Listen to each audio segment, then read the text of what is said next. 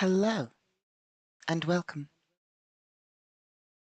I'm your host, Casimir Basilius, here to bring you the latest galactic news of GSACG1. Today's recording date is 11/1/7895, and we're here to bring you the latest galactic news.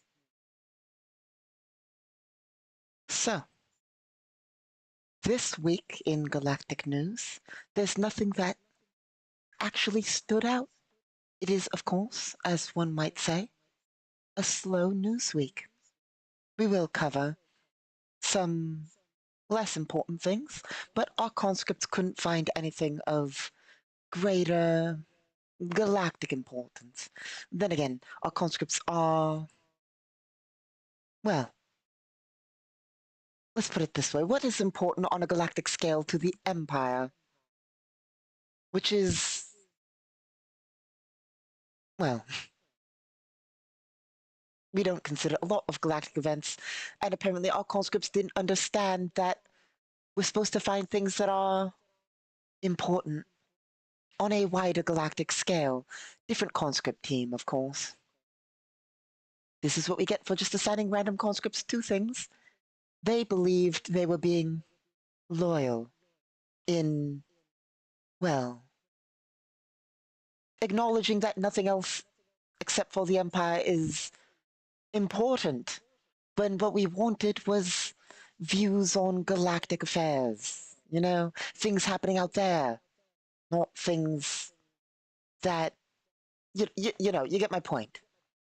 Our conscripts thought, it is ideal to state that nothing important happened to the galaxy because nothing could possibly affect the Empire when we wanted lesser news events. But we'll make do with what we have.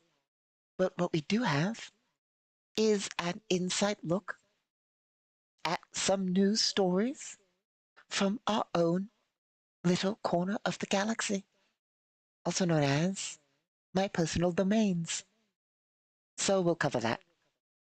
Well, some of that, and whatever we can find on the wider galaxy. So let's bring up our sheet here and see what we have. Well, we'll start with something, well, that's not really something I want to cover, but we'll cover it. So, our conscripts have gotten us a report on our capital. In fact, our capital city, even. Specifically, it appears to simply be a report on our recent little parade we had here with the tanks and the military.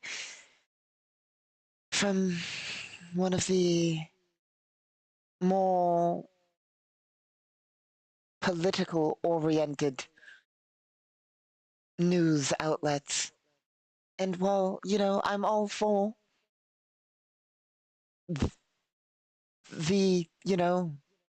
I'm all for speaking well of my own empire. Don't get me wrong. But it does seem sort of self-indulgent to have a report from a different outlet about how our own little military parade went well, It says it went exceptionally well. There were many, many thousands, hundreds, tens of thousands in attendance to our little parade, and that, well, billions watched across our 3 star systems, and that even others in other Imperial sectors watched. Other Imperial lords, citizens of their territories, and so forth. Not really the best report. I mean, it's good and all, but not really something we talk about here on the galactic news. It's not like the rest of the galaxy cares. Look, we're here to look good to the rest of the galaxy. We're here to talk about the rest of the galaxy, show the rest of the galaxy that we, the Empire, can be impartial in our news. Give them things they care about. Report on things that matter to them, Talking about how our own empire had a ceremony and then it went well isn't really. I mean, the rest of the galaxy is going to view this as propaganda, won't they? They just view this as pure propaganda. It's not ideal. It's not what we're here trying to do. The conscripts just they missed the point. They missed the point. Anyway, so yes, it went well. Of course, we didn't really host it in a public area. We got a lot of conscripts around, sure.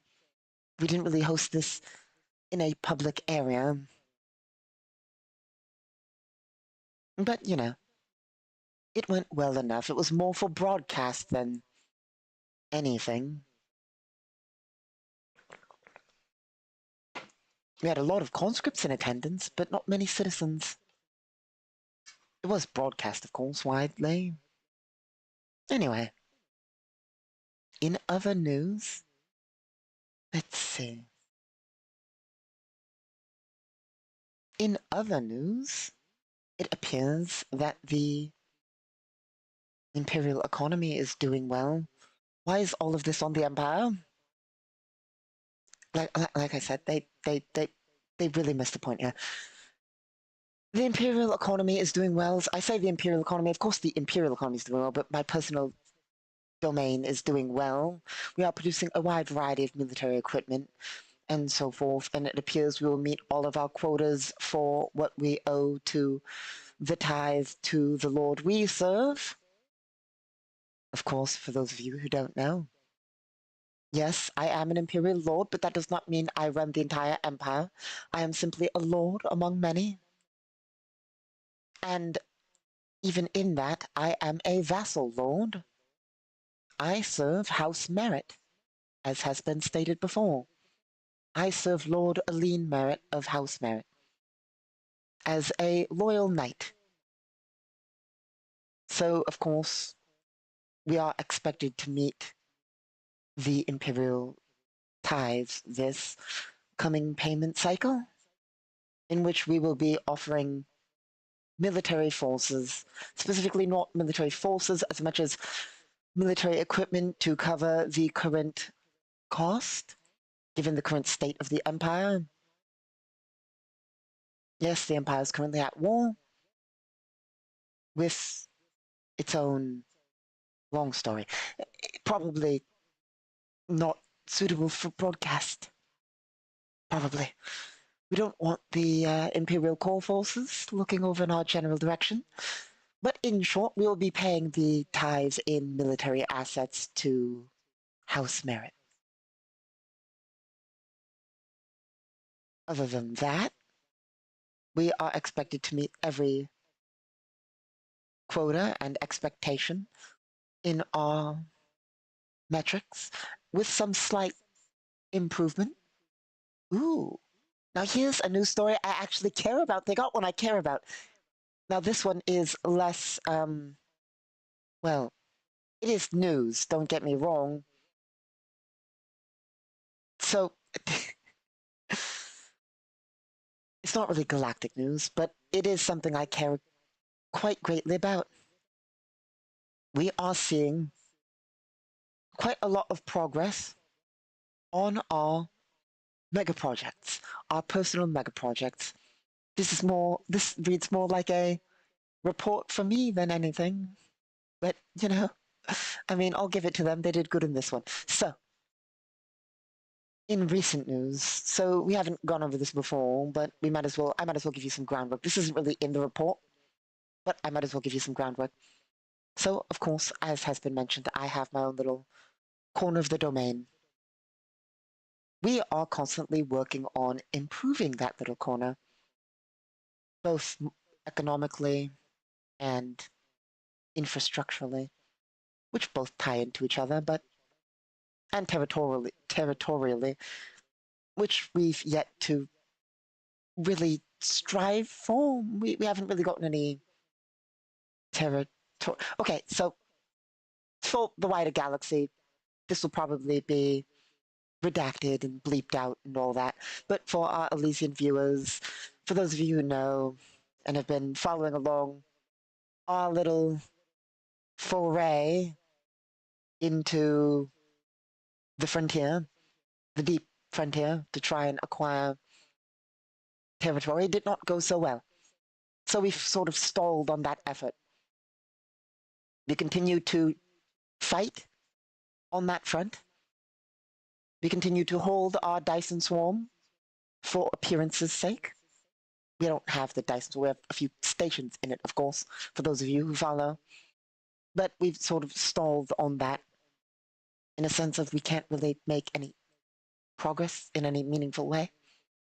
We sort of got them by surprise, took some stations, showed Imperial force in a sector that never heard of the Empire. Well, they've probably heard of the Empire, but, not really seen any Imperials show up in force, So we were sort of stalled there. I mean, I know this is a slight tangent, but it is news. We sort of stalled in that front, as in, me, my forces, single-handedly cannot take a Dyson swarm.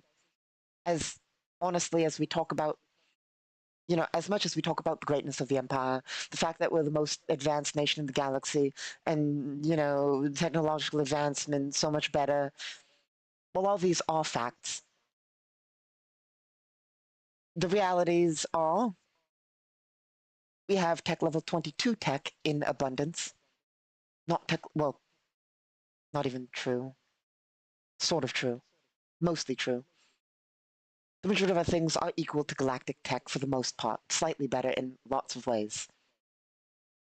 But, as I always mention, our forces in space are better, 10 to 1. 10 to 1 odds Imperial space combat. This does not assist when you have a single nation, a single 3-star systems. We'll be honest, 3-star systems. A single 3-star systems. I say single 3, but a single nation of 3-star systems against a singular Dyson swarm. Even if it's a non-unified Dyson swarm, the production output of their Dyson swarm, or even just a subnation in their Dyson swarm, versus my 3-star systems, it is not an equal fight. In a sense of, I do not have the monetary value in gained taxes and revenue to fight a Dyson swarm. I do not have the production capability to fight a Dyson swarm.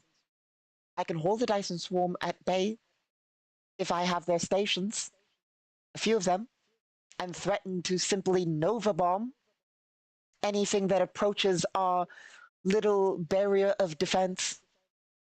And by threaten to Nova bomb, I mean actively fire Nova bombs at any formation larger than my fleet. So, we can hold them at bay. But Nova bombs are basically a small area of contained force that will destroy basically anything.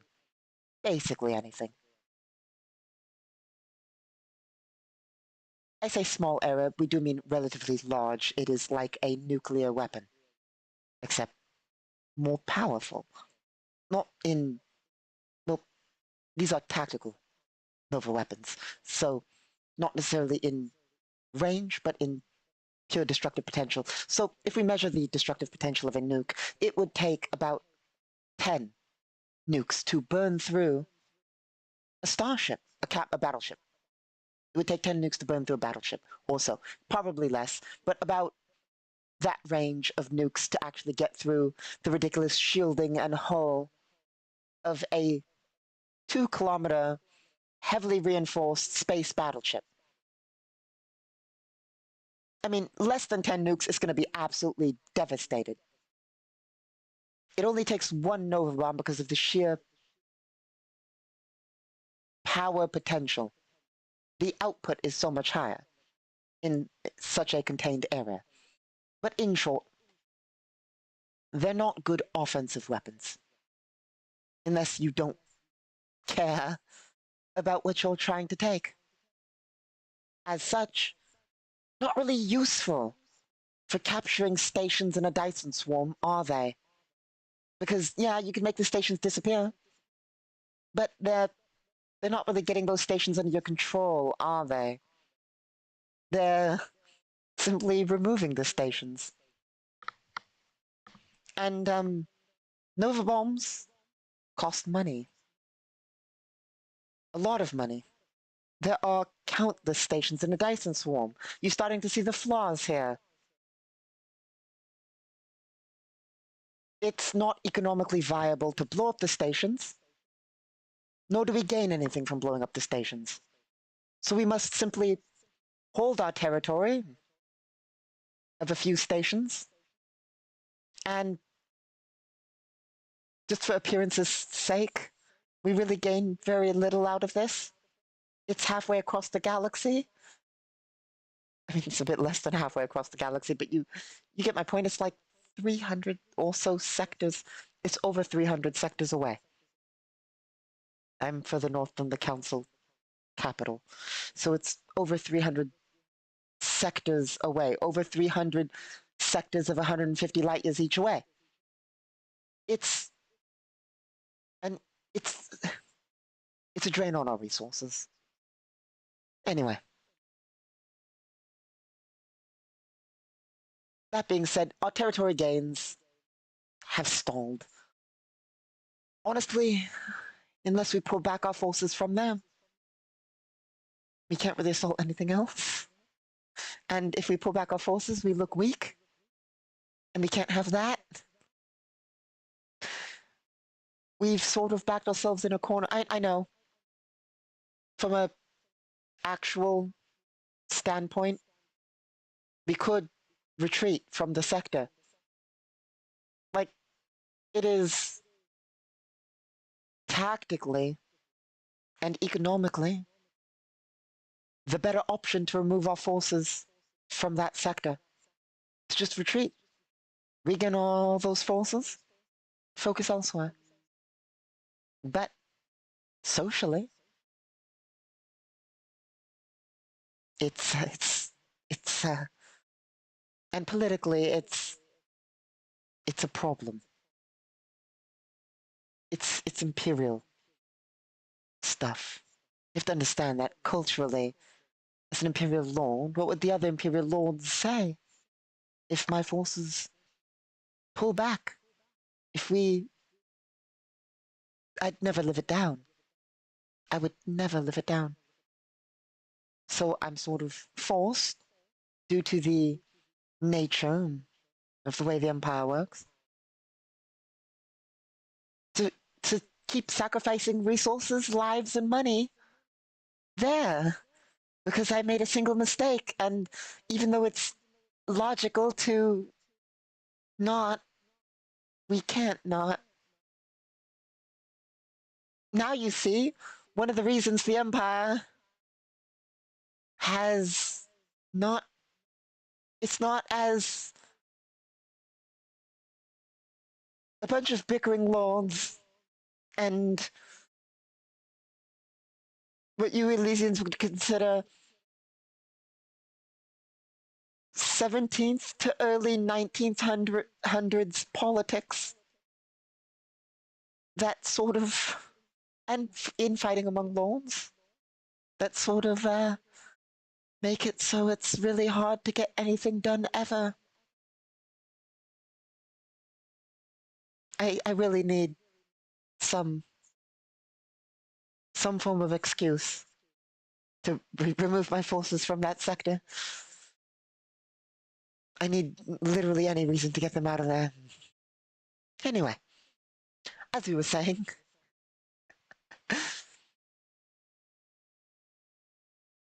in more important news in this report, which isn't about that, it's about our other projects, which are megastructures. We are working on megastructures. our personal systems have been focused on the production of heavy space infrastructure. We have been trying to dedicate a few of our worlds to maintain their pristine nature. But not entirely. I mean, we've been trying to focus a lot of our industry in our space stations and space infrastructure. And it has been going well. Don't get me wrong. It's not like I say trying to, but it just simply takes time to build up a lot of space infrastructure. Let's see. One moment.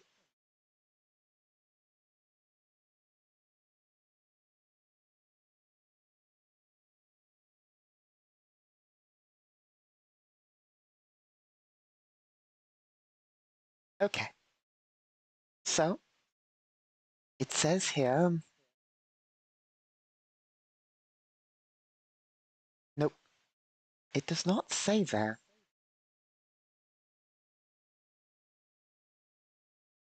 Here we are.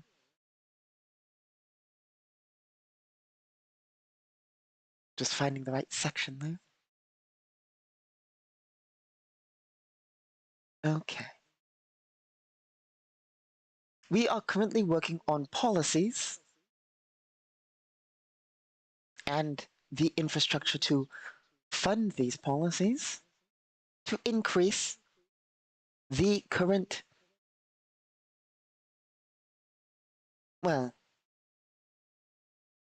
influence of our sector. That is one of the few projects we are currently working on.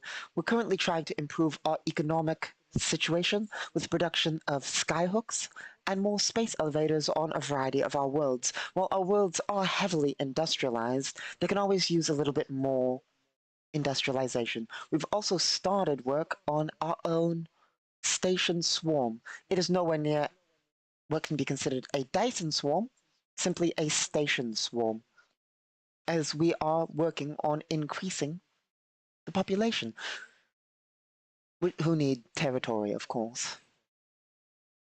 In doing this, we are trying to recruit outsiders into the Empire. As we always do, everybody is considered an Imperial citizen, don't get me wrong.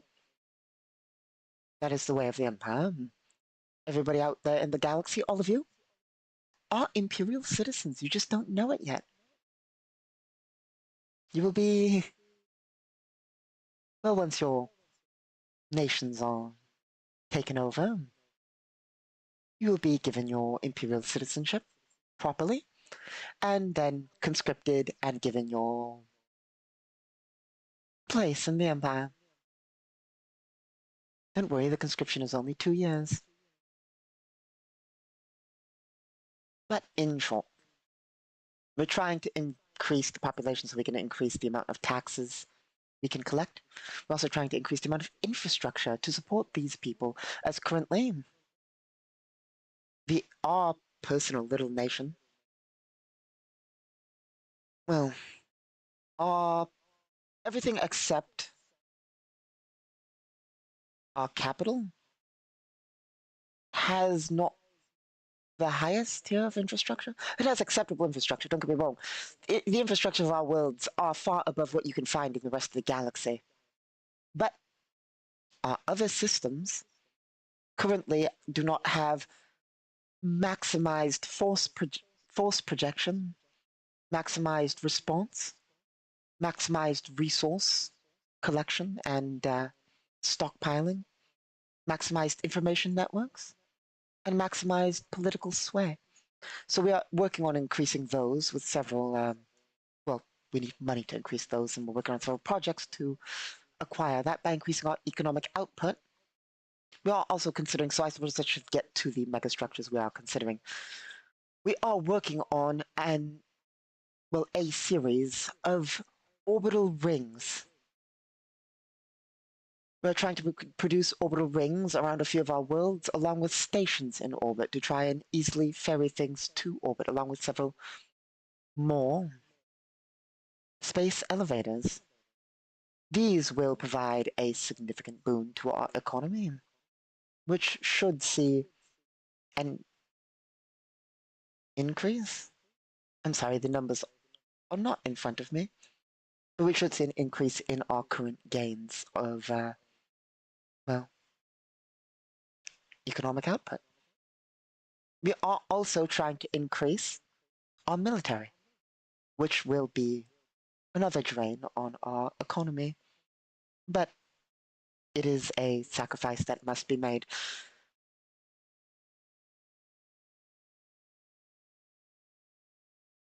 Let's see.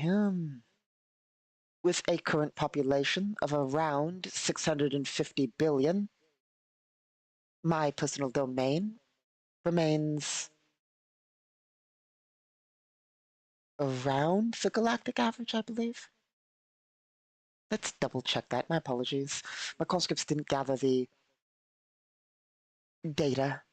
They simply gathered more of a fluff report on how successful it's been. Here we are. The population of our worlds falls around the galactic average, yes. Except for our capital system. Our capital system sits slightly above the galactic average for population, but ever so slightly. With a total of 20 stellar objects and a population of around 400 billion, it remains at slightly above the galactic standard of lesser systems of about 10 billion per object in the system. While the other two systems with 12 objects and 10 objects and populations following of about 140 billion and 110 billion also, and an income of about, for our third system of 10 objects and 110 billion people, about 330 credit units, or I believe that ends at, let's see,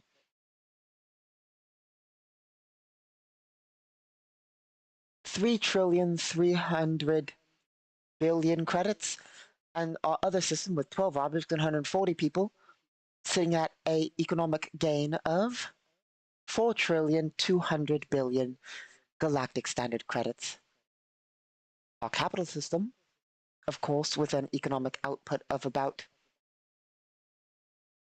10 trillion to, no, 12 trillion galactic standard credits weekly. By the way, these are all weekly calculations. The majority of our actual currency does, however, come in the form of end of the year tax collection. These are economic gains weekly. At the end of the year, we do gain an additional about, where is it? It should be listed somewhere around here. Oh, here we are.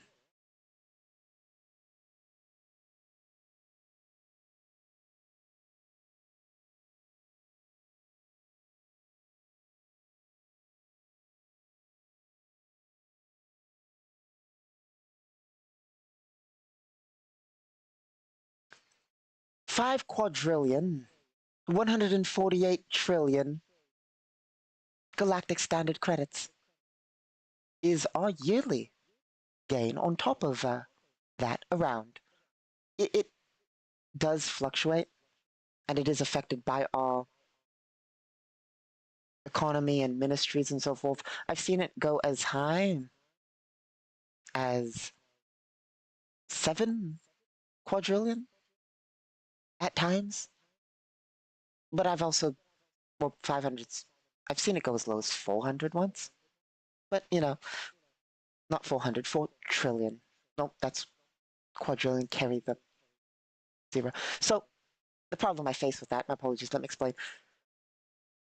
Credit units are how we calculate Imperial, well, I say Imperial, just Empire-based monetary amounts are in credit units.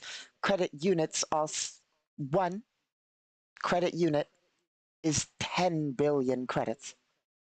So sometimes I forget to add the zero because 10 billion credits, so add a zero. But yes, that's why it's 5 to 7 trillion usually. No, quadrillion. Numbers are hard. So yes, we are currently increasing our economic values, which should increase the amount we can make. We are also trying to start a Dyson swarm, and well, let's bring up our chart here. We won't go on too much longer as we've devolved from the news into a very heavy economic outlook on my own nation. Thanks, conscripts. A really good job with that. You know, it's sarcasm if they can't tell. Here we are.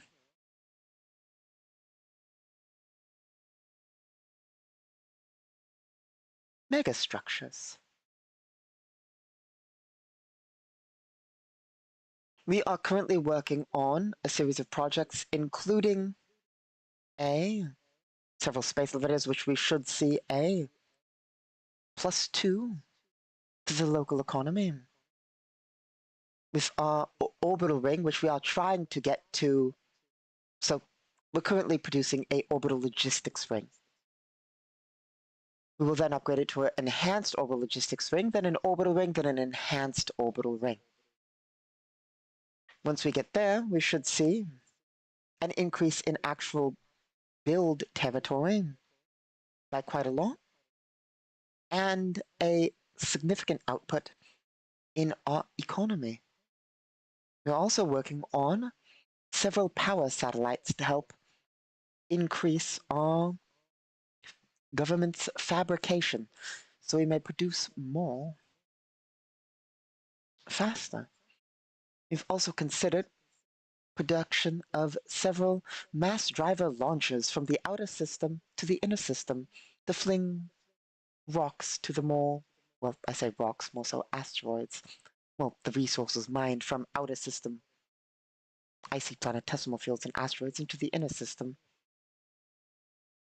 instead of having to take them the long way, which should help boost our economy ever so slightly. And a variety of other factors. We have considered starting several terraforming options, but we haven't really gotten to doing that yet. As the worlds are fine where they are, while it would make them easier to live on, we do quite enjoy the natural aspect of many worlds here in the Empire. Why would we want to ruin a beautiful lava world? Why would we want to do that? Why would we want to add land to an ocean world? We quite like our worlds the way they are. Atmospheric manipulation to a degree? Sure. Make it breathable. That's fine. But pristine worlds are nice the way they are. Unless they're barren worlds, then yeah, terraform away. I mean, it's not like we here in the Empire don't terraform worlds heavily. We do. We do. Many Imperial Lords do, but I'm quite fond of my own capital system. I really don't feel like we should, you know, change the worlds up. Anyway, we've rambled on for more than enough. Hopefully, next week our conscripts will get some actual better galactic news reports. We're also working on a variety of things that had technical issues, but we should get working at some point soon. Thank you all for stopping by. As always, I've been your host, Casimir Basilius, and this has been the Galactic News.